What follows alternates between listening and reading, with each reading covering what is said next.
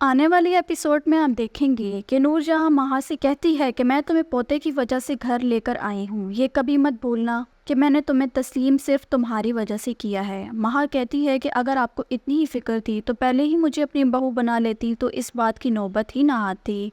میں آپ کے بارے میں سب کچھ جانتی ہوں کہ آپ کس قدر ظالم ہیں اور اپنی بہوؤں کو کس طرح غلام بنا کر رکھتی ہیں۔ نور جہاں حیران پریشان ہو جاتی ہے۔ مہا کی باتیں سننے کے بعد وہ کہتی ہے کہ کس قدر شاطر لڑکی ہے۔ مہا تو ایک بات بھی برداشت نہیں کرتی اور ہر بات کا جواب اس کے منہ پر ہی دے جاتی ہے۔ نور جہاں سوچتی ہے کہ یہ کس قدر بے حیا لڑکی ہے، اس کو بڑوں سے بات کرنے کی تمیز بھی نہیں ہے۔ ایسی لڑکی کو اپنے گھر کی بہو بنانا ہی نہیں چاہتی تھی، پر میرے بیٹے نے تو میرا ساتھ ہی نہیں دیا، تو صرف اپنے پوتے کی وجہ سے مہا کو گھر لائی۔ نور جہاں دل سے تو مہا سے نفرت ہی کرتی ہے۔ مہا کے گھر واپس آنے کی وجہ صرف اس کا پوتا ہی ہے۔ مہا کے گھر واپس آنے کے بعد سفیر کا رویہ سنبل کے ساتھ بہت ہی زیادہ روڈ ہو جاتا ہے۔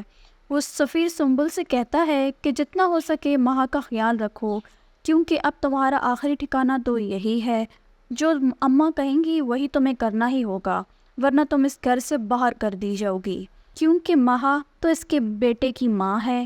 سنبل تو یہ بات سننے کے بعد بہت ہی زیادہ رونے لگ جاتی ہے کہ سفیر کو تو میرا ذرا بھی خیال نہیں ہے، وہ مجھے کیا کہہ رہا ہے کہ میں اس گھر میں غلام بن کر رہوں۔ پہلے تو میں چچا کے گھر رہتی تھی، وہاں بھی میری کوئی اہمیت نہیں تھی، اور اب سفیر کے گھر بھی میری کوئی عزت اور اہمیت نہیں ہے۔ سفینہ سنبل کو یہ بات سمجھاتی ہے کہ تم اس وقت سے گزر رہی ہو اس کا اندازہ میں لگا سکتی ہوں، مگر تمہیں ہمت کرنی ہی ہوگی۔ اماں کے سامنے آواز نہیں اٹھائی تو تم ساری زندگی اس جگہ پر قید ہی رہو گی اور پھر کرتی رہنا ساری زندگی اس گھر کی غلامی، کیونکہ سفیر تو ماں کو کبھی نہیں چھوڑنے والا، کیونکہ وہ تو اس کے بیٹے کی ماں بن چکی ہے۔ سنبل سفینہ سے کہتی ہے کہ بھابھی میں آپ کو کس قدر غلط سمجھتی رہی تھی، پر آپ تو میری ہمدرد نکلیں۔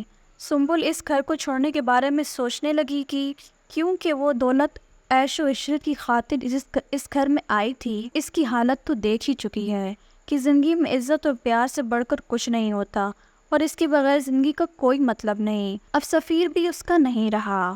ادھر نور بانو دل ہی دل میں بہت ہی زیادہ خوش ہو رہی ہوتی ہے، کیونکہ وہ چاہتی ہے کہ نور جہاں کو اذیت پہنچے۔ اب گھر کے جو حالات بن چکے ہیں وہ نور جہاں کا سکون برباد کرنے کے لیے کافی ہیں۔ نور بانو کہتی ہے کہ آپ تو مجھے اپنے بابا سے دور کر چکی تھی، اور میرے بابا کی موت کی ذمہ دار بھی آپ سب لوگ ہیں۔ جو آپ لوگوں نے کیا ہے اس بات کا مجھے علم ہے۔ اسی دن میں نے عہد کر لیا تھا میں بھی آپ کے بیٹوں کے درمیان فساد پیدا کر کر ہی رہوں گی، تبھی مجھے سکون ملے گا۔ کیا برا کیا میں نے حنید اور مراد کے درمیان لڑائی پیدا کر کے؟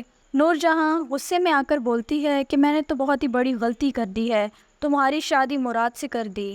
مجھے لگتا تھا کہ میں تمہارے باپ کو شکست دے دوں گی اور گھر میں سکون سے بیٹھوں گی، مگر تم نے تو میرے گھر کو ہی میدان جنگ بنا دیا۔ میں نے تو تمہاری جیسی آج تک لڑکی نہیں دیکھی، کس طرح چالیں چل کر تم میرے گھر کا سکون برباد کر رہی ہو۔